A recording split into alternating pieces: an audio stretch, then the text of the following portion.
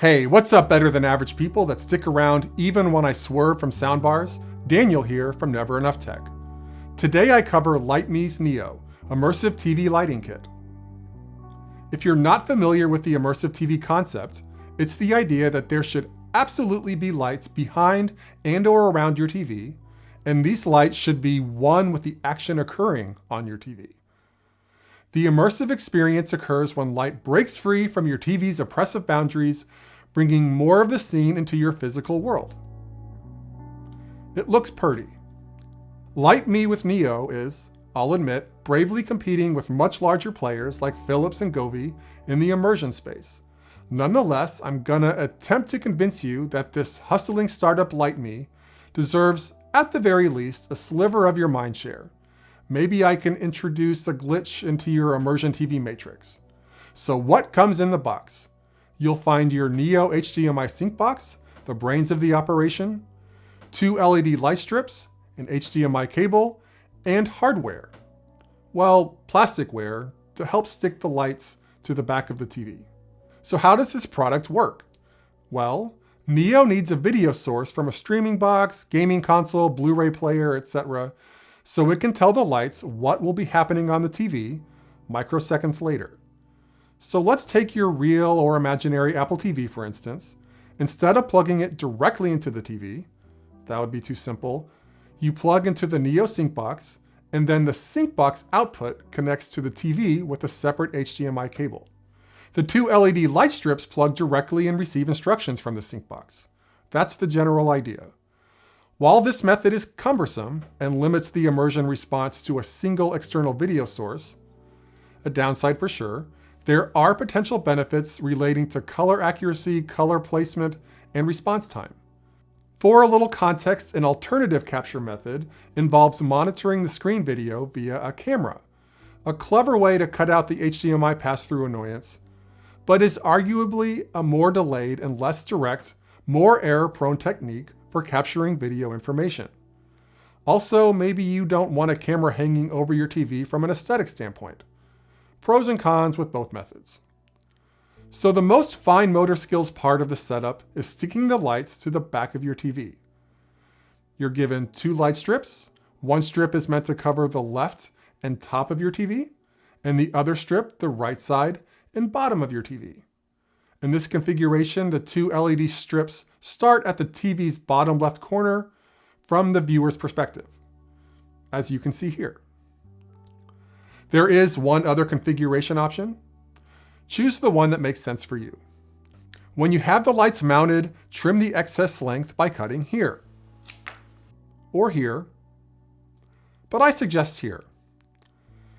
And then get to downloading the Lytmi app so you can do the simple things like having control over your lights.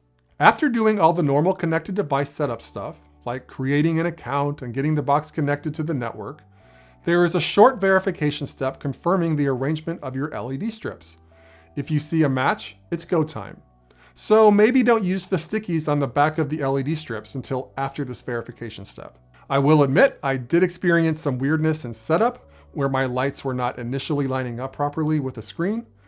That was pretty annoying and almost made me give up on the product, but this issue was eventually fixed with a simple power cycle.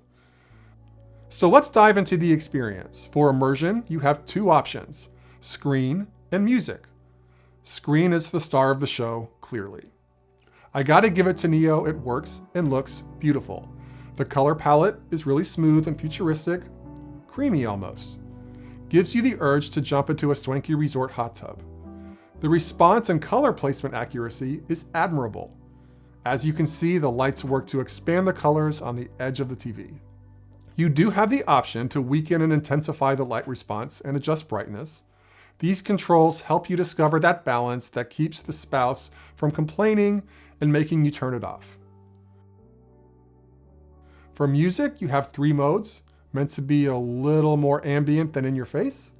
I could see users wanting more intense options, a decent start, but keep working it.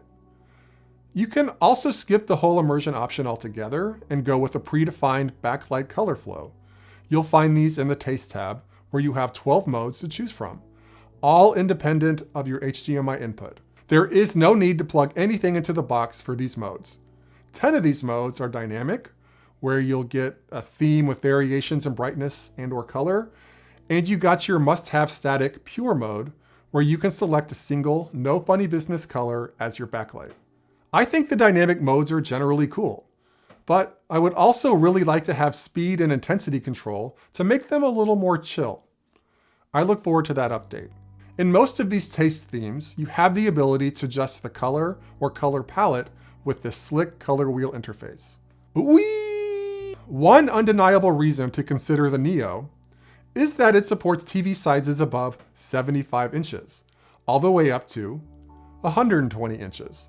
The whole set for the 85-inch TV costs $140. Smaller size TVs cost tens of dollars less. Govee, I like their products. The functionality price pairing is something like spectacular, I'll give them that. But as far as I can tell, you are limited to a max TV size of 65 inches. Guessing a lot of you have TVs bigger than that. But I have to admit, the price is right in the $80 range. Philips, yes, the ecosystem is expansive and robust, and the experience is pretty good, as long as you have fewer than 51 products. But oh, the money pit. You'll have to spend over $500 to get the same kind of experience I have here. Buying the $230 sync box, the $280 strip for a 75-inch TV, their biggest option, and a $60 hub. So some typical Philips wallet pain there for sure.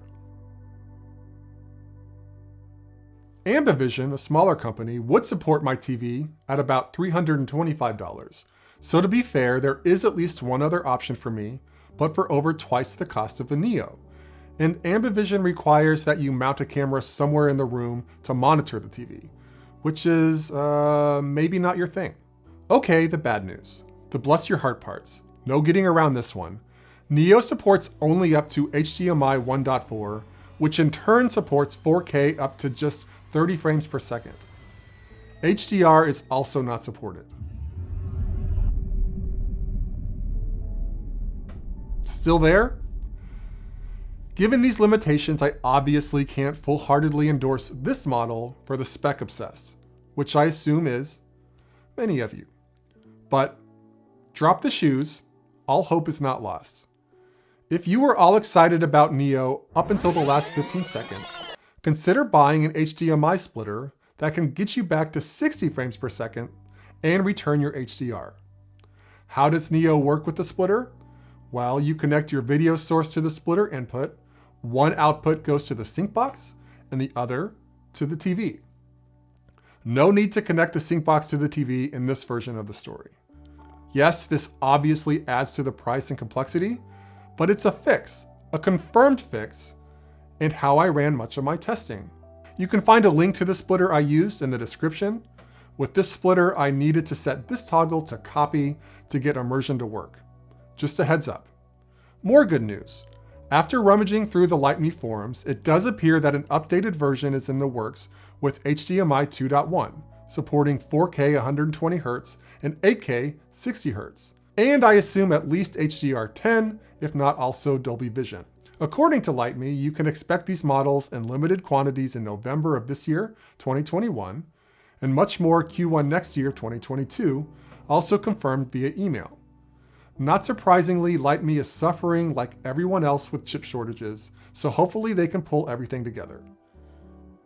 A thanks to Lytmi for sending me this cool product. It's been fun to review, and I still use it on a near nightly basis. If you're still there, thanks for sticking with me till the end. I'm going to wrap this up. Catch you on the next one.